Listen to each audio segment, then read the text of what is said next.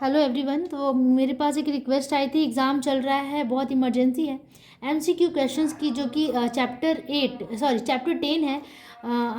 Chapter 10 which is profit and loss, इसका 10.2 का जो एमसीक्यू है पेज नंबर 150 में दिया हुआ है।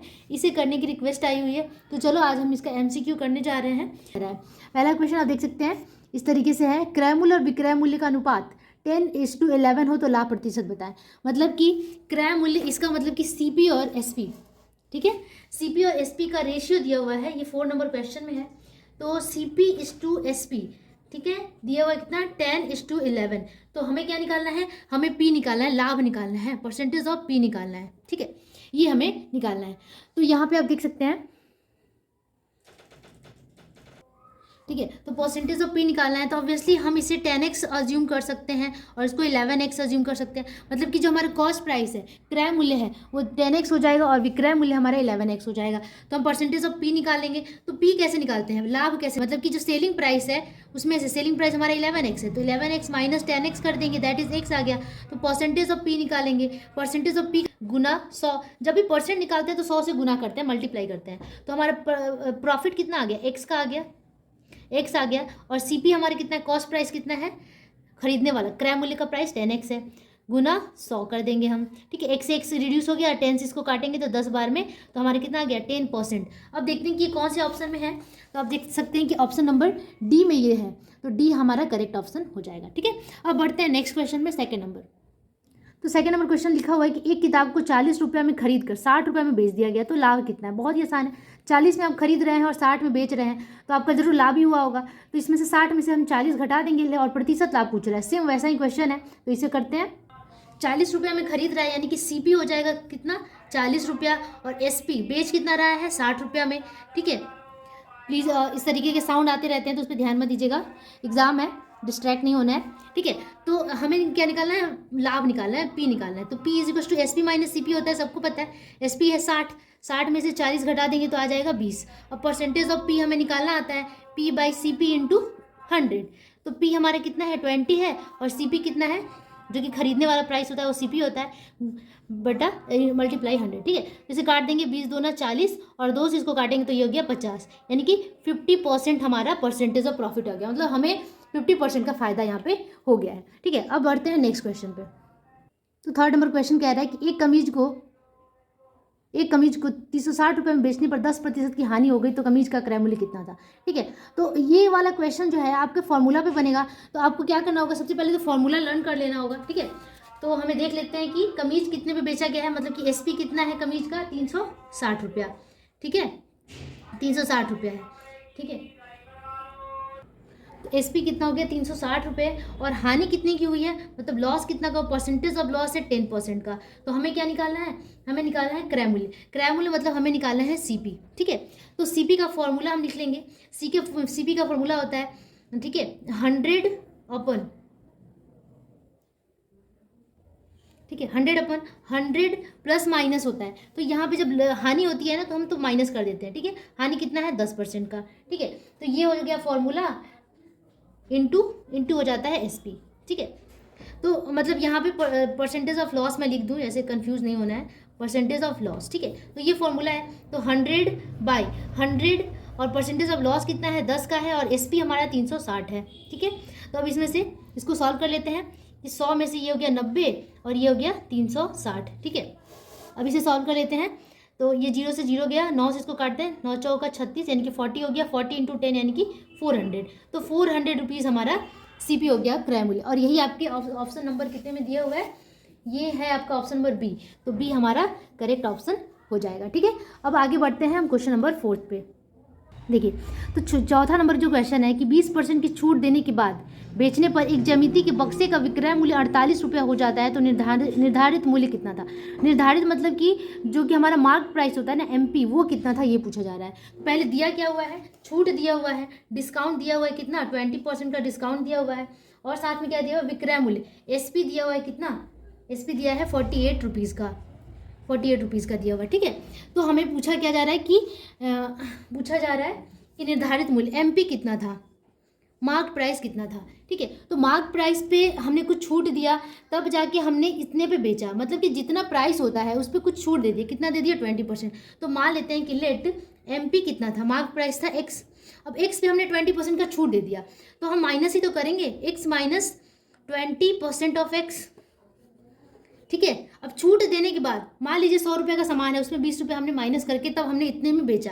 तो वही चीज़ यहाँ पे समझना है हमें कि हमारा जो मार्क प्राइस, आपने देखा होगा कि जो कभी भी कोई चीज़ खरीदने जाओ तो पीछे एक प्राइस लिखा होता है, ठीक है। मान लीजिए कि वो प्राइस था 50 रुपये, लेकिन आपको दुकानदार 48 रुपये में दे रहा है, यानी कि 2 रुपये की छूट दे दिया वो।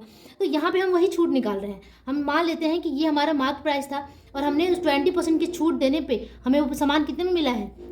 48 रुपये में मिला है, मतलब उस सामान को उसने इतने में बेचा था, ठीक है। तो ये पूरा इक्वेशन यहाँ फॉर्म हो गया।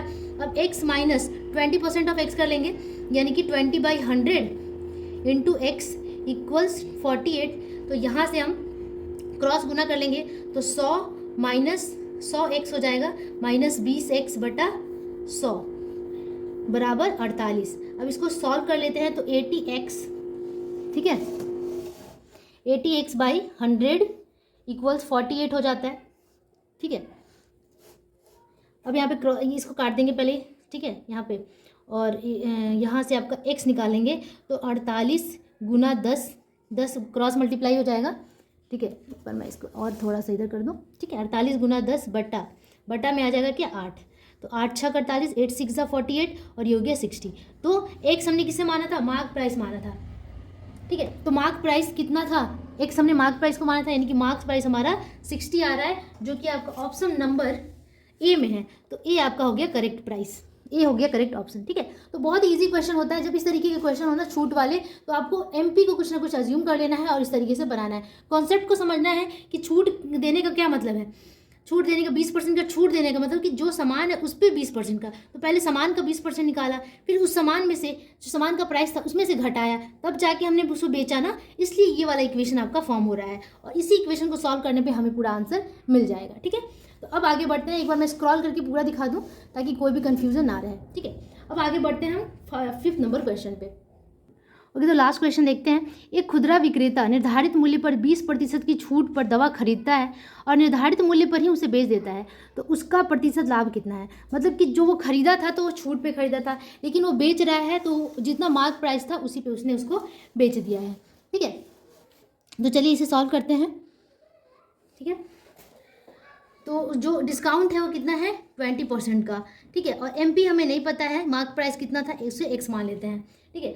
तो निर्धारित मूल्य पर 20% की छूट पे वो बेचता है, तो हम SP यहाँ से निकालेंगे। क्या करेंगे? x माइनस 20x/100 कर लेंगे, या फिर मैं इसको डायरेक्ट ना लिख के आपको मैं 20% ऑफ x, ठीक है। क्यों? क्योंकि निर्धारित मूल्य पर 20% की छूट मिल रही है उसको, तो जो निर्धारित मूल्य था उसमें से घटाएंगे भी, तो उसको मतलब कि खरीदता कितने पे है, वो एक्चुअली यहाँ पे खरीद रहा है, तो यहाँ पे CP लिखेंगे, ठीक है। खरीदता कितने पे है? तो x माइनस 20x/100, यानी कि 100 माइनस 20 दैट इज 80x/100 में वो खरीदता है। और बेच देता है वो कितना पे? वो बेच देता है x पे ही बेच देता है, निर्धारित मूल्य पर ही बेच देता है। तो कहा जा रहा है कि उसका परसेंट ऑफ लाभ कितना था। तो लाभ निकाल लेते हैं हम, P निकाल लेते हैं। P मतलब SP माइनस CP, SP है x माइनस CP है 80x/100।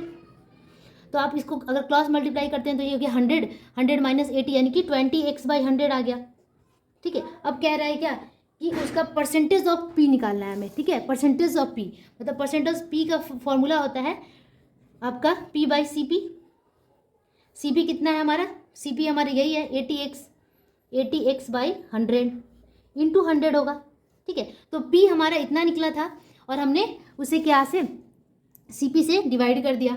अब आप देख सकते हैं कि यहाँ पे अगर मैं इसको सिंप्लीफाई करूँ तो ये कुछ इस तरीके से बनेगा। ये 100 से 100 कट गया, 20 चौका 80, x से x कट गया, यानी कि 1/1/4 आ रहा है, ठीक है। तो यहाँ पे क्या आ गया? यहाँ हो जाएगा 1/4 इंटू 100। जब इसको काटेंगे तो ये 25% आ जाएगा, ठीक है। तो ये ऑप्शन नंबर B में है, तो आपका B जो ऑप्शन है वो हो गया करेक्ट ऑप्शन, ठीक है। तो क्वेश्चन को बस हमें इस तरीके से समझना है। एक बार और मैं समझा दूँ, खुदरा विक्रेता क्या करता है कि एक निर्धारित मूल्य यानी कि मार्क प्राइस पर 20% की छूट पर कोई सामान को खरीदता है। तो छूट देकर हमने किस सामान को खरीदा, यानी कि छूट देने के बाद उस सामान का प्राइस हो गया इतना, मतलब इसमें उसने क्या किया, खरीदता है। तो हमने इस तरीके से निकाल लिया। और बेच देता है निर्धारित मूल्य पर ही, मतलब कि एमपी पर ही बेच देता है। तो सीपी और एसपी हमें मिल गया, तो क्या हम लाभ नहीं निकाल सकते? इजीली निकाल सकते हैं। लाभ बराबर क्या लिख सकते हैं, एसपी माइनस सीपी, तो जो कि आ गया 20x/100। अब परसेंटेज ऑफ पी का फॉर्मूला हमें पता है, क्या होता है, p/cp × 100। p/cp × 100 हमने किया तो 25% आ गया। तो 25% बी ऑप्शन हमारा करेक्ट ऑप्शन हो जाएगा। ठीक है, तो इस तरीके से हमने ये MCQ क्वेश्चन नंबर 4 कंप्लीट कर लिया। अगले वीडियो में जो संक्षिप्त उत्तर ये प्रश्न है, ये शॉर्ट आंसर टाइप क्वेश्चंस के भी आंसर आपको मिल जाएंगे। Thank you so much for watching and take care, bye bye.